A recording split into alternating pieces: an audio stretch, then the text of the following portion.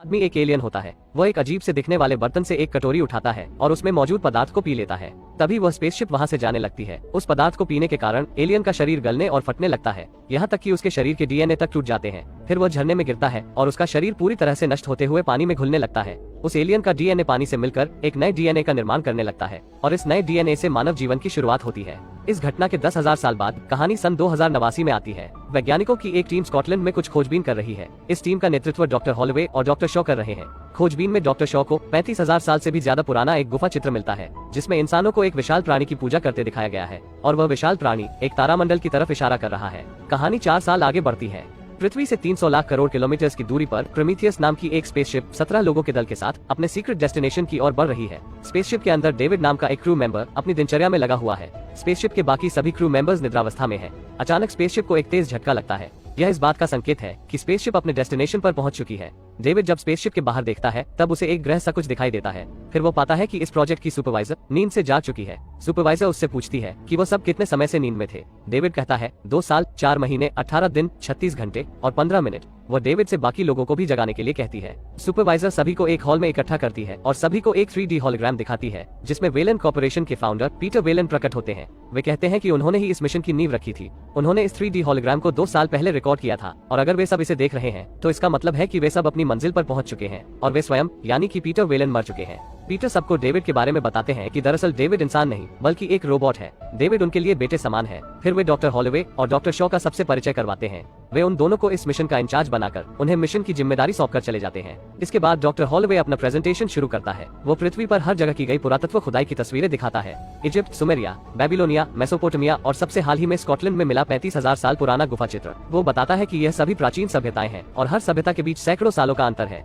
इनका एक दूसरे से कोई संपर्क भी नहीं था। फिर भी वे चित्रलेख जिसमें वो विशाल प्राणी तारामंडल की तरफ इशारा कर रहा है, ऐसे ही चित्रलेख हर सभ्यता में देखे गए हैं और इन चित्रलेखों में जो तारामंडल दिखाया गया है उससे मेल खाने वाला एकमात्र तारामंडल जिस गैलेक्सी में मौजूद है वो गैलेक्सी पृथ्वी से इतनी दूर है कि प्राचीन सभ्यताएं इसके बारे में कभी जान ही नहीं सकती थी। सरप्राइजिंगली उस गैलेक्सी में एक सूरज भी है और उस सूरज का चक्कर एक प्लैनेट लगा रहा है जिसके 3 चांद हैं। उनमें से एक चांद पर जीवन बनाए रखने के लिए सक्षम वातावरण है, काफी कुछ हमारी धरती जैसा, और आज सुबह ही वे उस चांद पर पहुंच गए हैं। इसके आगे डॉक्टर शॉ बताती है कि चित्रलेख में जो विशाल प्राणी दिखाया गया है वो असल में एक एलियन है और उन्होंने ही हम इंसानों की रचना की है। एक तरह से वे हमारे इंजीनियर्स हैं जिन्होंने हमें बनाया है और इन चित्रलेखों के माध्यम से वे हमें एक तरह से संदेश दे रहे हैं कि आओ और हमें उस तारामंडल में ढूंढो।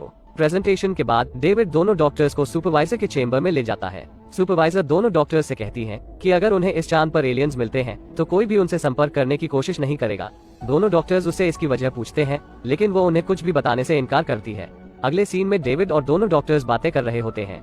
डेविड उन्हें बताता है कि उसने पिछले 2 वर्षों में कई प्राचीन भाषाओं को समझा है और अब वह उन एलियन से बात करने में सक्षम है।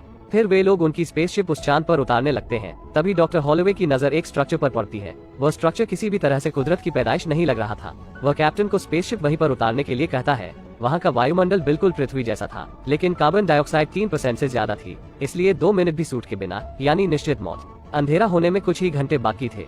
डेविड सहित 6 लोगों का दल उस विशाल स्तूप जैसे दिखने वाले स्ट्रक्चर की तरफ बढ़ता है। दल में मौजूद जियोलॉजिस्ट बताता है कि वह स्ट्रक्चर अंदर से खोखला है। वह सभी उस स्ट्रक्चर में प्रवेश करते हैं। फिर जियोलॉजिस्ट पूरे क्षेत्र की ड्रोन्स द्वारा स्कैनिंग शुरू कर देता है, जिससे कि उसका एक 3D मैप स्पेसशिप में कैप्टन और बाकी टीम देख सके। डॉक्टर हॉलोवे बताता है कि यहाँ बाहर की तुलना में कार्बन डाइऑक्साइड की मात्रा बहुत कम है। वो कहता है कि यहाँ ऐसा कुछ है जो हवा को साफ कर रहा है। फिर वो अपना हेलमेट उतार देता है, लेकिन उसे कुछ भी नहीं होता। वह जीवित था। बाकी सब भी अपना हेलमेट उतार देते हैं। डेविड को एक स्विच बोर्ड दिखाई देता है जिसमें कुछ चिन्ह बने होते हैं। वो उनमें अपनी उंगली चलाता है, जिसके बाद उन्हें प्रकाश में कुछ विशालकाय लोगों की भागती हुई आकृति दिखती है। वह एक 3D रिकॉर्डिंग होती है। उस रिकॉर्डिंग में वे विशालकाय लोग किसी चीज से डरकर भाग रहे होते हैं। सभी उन आकृतियों के पीछे भागते हैं। उनमें से एक आकृति दरवाजे पर आकर गिर जाती है और दरवाजा बंद हो जाता है, जिससे सर दरवाजे के उस तरफ और धड़ इस तरफ कटकर रह जाता है। जियोलॉजिस्ट उस विशालकाय प्राणी का शरीर देखकर घबरा जाता है और बायोलॉजिस्ट के साथ वहां से स्पेसशिप पर लौट जाता है। डॉक्टर शॉ को कार्बन रीडिंग से पता चलता है कि उस विशाल जीव को मरे लगभग 2000 साल गुजर चुके हैं। तब तक डेविड स्विच बोर्ड पर उंगली चलाकर दरवाजे के कोड को डिकोड करते हुए दरवाजा खोल देता है। उन्हें दूसरी तरफ उस जीव का सर पड़ा मिलता है और मिलती है एक विशालकाय चेहरे की मूर्ति।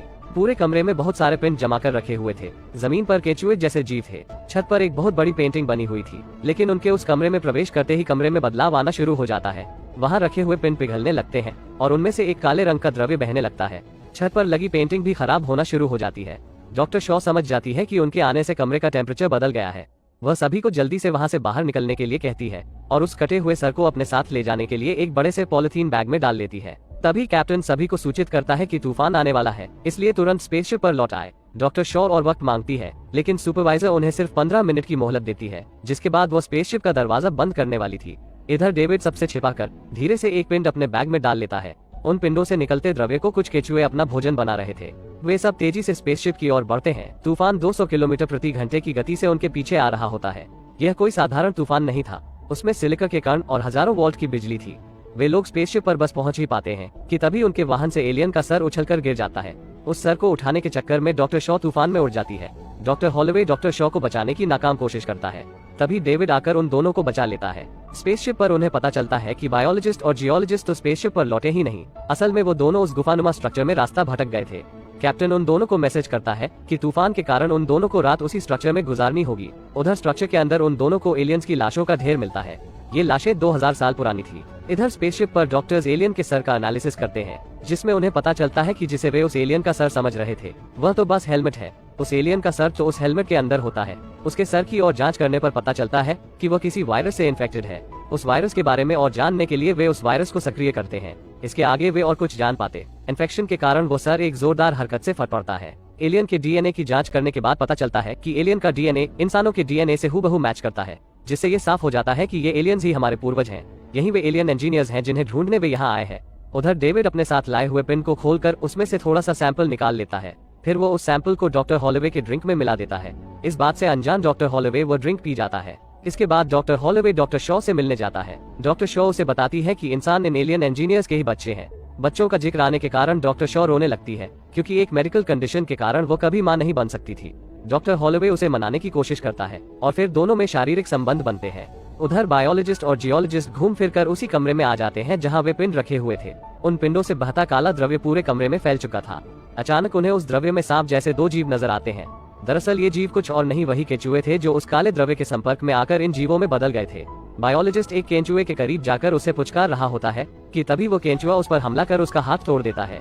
जियोलॉजिस्ट केंचुए को काटता है, लेकिन उसके एसिड जैसे खून से वो बुरी तरह जल जाता है और वो केंचुआ जहाँ से कटा था वहीं से दोबारा उगते हुए बायोलॉजिस्ट के सूट के अंदर घुस जाता है। उस केंचुए के कारण उन दोनों की बहुत ही दर्दनाक मौत हो जाती है। स्पेसशिप में डॉक्टर हॉलोवे की तबीयत बिगड़ने लगी थी। उसे अपनी आंख के अंदर एक छोटा जंतु दिखाई देता है। तूफान थम चुका था। बायोलॉजिस्ट और जियोलॉजिस्ट स्पेसशिप से भेजे गए किसी भी मैसेज का रिप्लाई नहीं दे रहे थे, इसलिए कैप्टन अपने दल के साथ रात में ही उन दोनों को लाने निकल पड़ता है। वे लोग उस स्ट्रक्चर में पहुंचकर उन दोनों की खोज शुरू करते हैं। दूसरी ओर डेविड अकेले ही स्ट्रक्चर के दूसरे छोर पर चला जाता है। वहां उसे एक गुप्त कमरा मिलता है। उस कमरे में चारों तरफ हजारों पिन सलीके से जमा कर रखे हुए थे। सुपरवाइजर यह सब डेविड के सूट में लगे कैमरा के माध्यम से देख रही होती है। फिर डेविड को एक दूसरा कमरा नजर आता है। उस कमरे में प्रवेश करते ही डेविड अपना कैमरा बंद कर देता है। वह कमरा उन इंजीनियर्स का स्लीपिंग चेम्बर था। दूसरी तरफ कैप्टन और उसकी टीम को बायोलॉजिस्ट की लाश मिलती है। जियोलॉजिस्ट उन्हें कहीं दिखाई नहीं देता। तभी डॉक्टर हॉलोवे की तबीयत और बिगड़ जाती है। वे सब तुरंत ही वहां से स्पेसशिप की तरफ निकल जाते हैं। उधर डेविड इंजीनियर्स के स्लीपिंग चेम्बर में वहां मौजूद कंट्रोल पैनल के कुछ बटन्स दबाता है, जिससे एक 3D रिकॉर्डिंग शुरू हो जाती है। वह रिकॉर्डिंग देखकर डेविड समझ जाता है कि इंजीनियर्स पृथ्वी पर जाने वाले थे। तभी वो रिकॉर्डिंग एकदम से बंद हो जाती है और डेविड को पता चलता है कि उनमें से एक इंजीनियर अभी भी जिंदा है और वह लंबी और गहरी नींद में है। स्पेसशिप तक पहुंचते पहुंचते डॉक्टर हॉलोवे का रूप बदलने लगता है। इन्फेक्शन के फैलने के डर से सुपरवाइजर उसे स्पेसशिप में आने से रोकती है। डॉक्टर हॉलोवे को भी अब तक समझ में आ चुका था कि वो परजीवी संक्रमण का शिकार हो चुका है और सबके लिए खतरा बन चुका है, इसलिए वो खुद ही सुपरवाइजर की तरफ चिल्लाते हुए बढ़ता है कि उसे मार दिया जाए। डॉक्टर हॉलोवे को खुद की तरफ बढ़ता देखकर सुपरवाइजर उसे जलाकर वहीं मार देती है। डॉक्टर हॉलोवे को जलता देखकर डॉक्टर शॉ बहुत ज्यादा उत्तेजित